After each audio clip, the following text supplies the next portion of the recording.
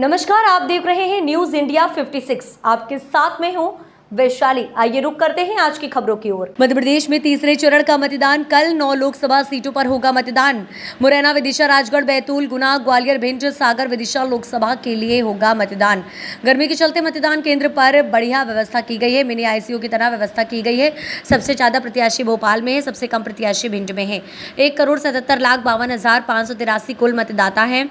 92,68,687 पुरुष मतदाता हैं। 84,83,105 महिला मतदाता। 491 थर्ड जेंडर मतदाता। 88,106 85 साल के ऊपर के मतदाता। 18,400 साल से ऊपर के मतदाता। 52,51,079 18 से 21 साल के मतदाता। 20,04,056 कुल मतदाता केंद्र। 20,043 से पिंक बूथ। 75 दिव्यांगों द्वारा संचालित सभी मतदान केंद्र और छाया, पानी, व्हील चेयर, कुर्सी की व्यवस्था की गई है।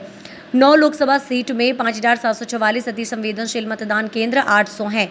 पूरे प्रदेश में नाकों पर लगातार चेकिंग की जा रही है। 1433 एफआईआर दर्ज हुई हैं।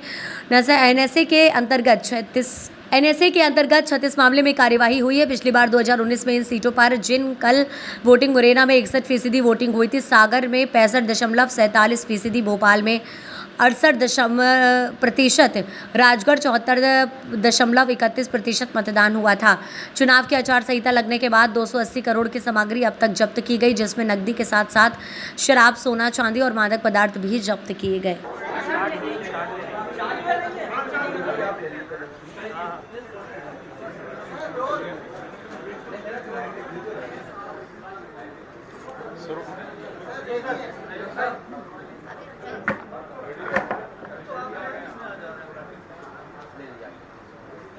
तीसरे चरण का चुनाव 7 मई को, मतलब कल है अपने यहाँ। फर्स्ट 2 फेजेस हो गए हैं, जैसा आप जानते हैं, 19 तारीख को और 26 तारीख को पिछले महीने।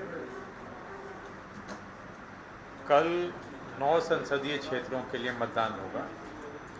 मुरैना, भिंड, ग्वालियर, गुना, सागर, विदिशा, भोपाल, राजगढ़ और बैतूल। आप जानते हैं कि बैतूल पहले सेकेंड फेज में था, अब वो एक्सटेंड हुआ था, अब वो थर्ड फेज में है।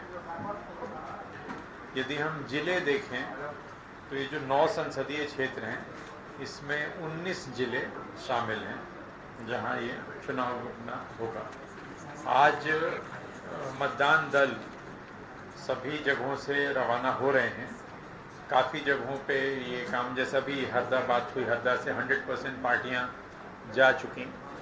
भोपाल में करीब 95% पार्टियां रवाना हो चुकी। तो धीरे धीरे सभी जगह यही स्थिति है कि अधिकांश पोलिंग पार्टीज अपने अपने गंतव्य की ओर जा चुकी हैं। जो कुछ बची हैं वो जा रही हैं। डिस्पैच सेंटर पे काफ़ी अच्छी व्यवस्था गर्मी के कारण हम लोगों ने सुनिश्चित की है, कलेक्टर्स ने, और हम लोगों ने ट्वीट के माध्यम से आपको बताया भी है कि किस प्रकार से अधिकांश जगहों पे जहाँ पे वितरण केंद्र है वहाँ पे एक तरह से मिनी आईसीयू जैसी व्यवस्था करके, चाहे दतिया, ग्वालियर, सागर, कई जगह, गुना, कई जगहों पे इस तरह की व्यवस्थाएं की गई हैं। मतलब चिकित्सक की व्यवस्था, और यदि किसी प्रकार की कोई दिक्कत हो तो तत्काल मेडिकल उपचार और मेडिकल सहायता मिल सके, उसकी अच्छी व्यवस्था की गई है।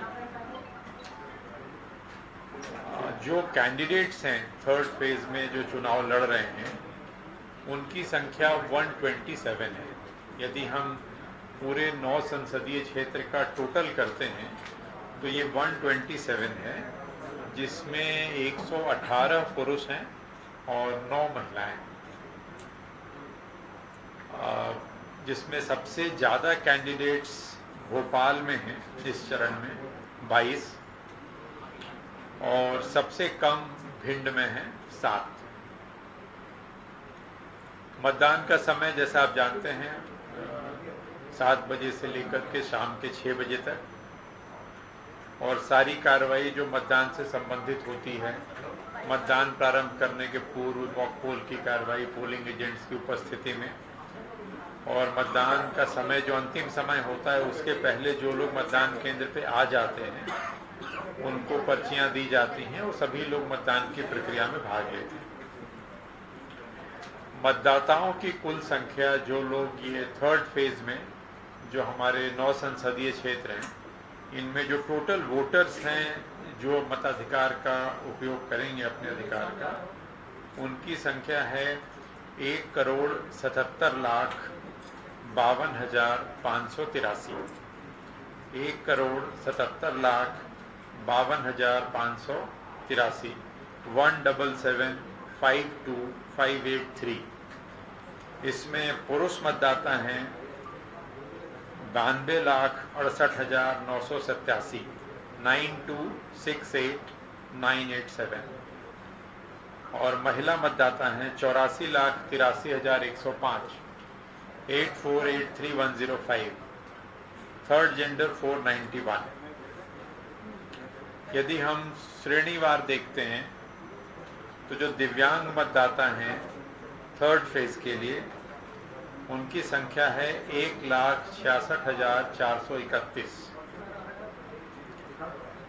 जो 85 प्लस के मतदाता हैं, 85 साल से ऊपर के मतदाता हैं, उनकी संख्या है 88,106। ये इसलिए महत्वपूर्ण है, आप जानते हैं कि 85 साल से ऊपर के लोगों को यदि वो चाहें तो वो घर से वोट कर सकते हैं। 100 साल से ऊपर के मतदाता 100 प्लस के मतदाता की संख्या है 1,804। जो हमारे सर्विस वोटर्स हैं इस फेज के लिए, जो लोग आर्मी में हैं, सेना में हैं, जिनको हम ETPBS भेजते हैं, उनकी संख्या है 36,778 36,778।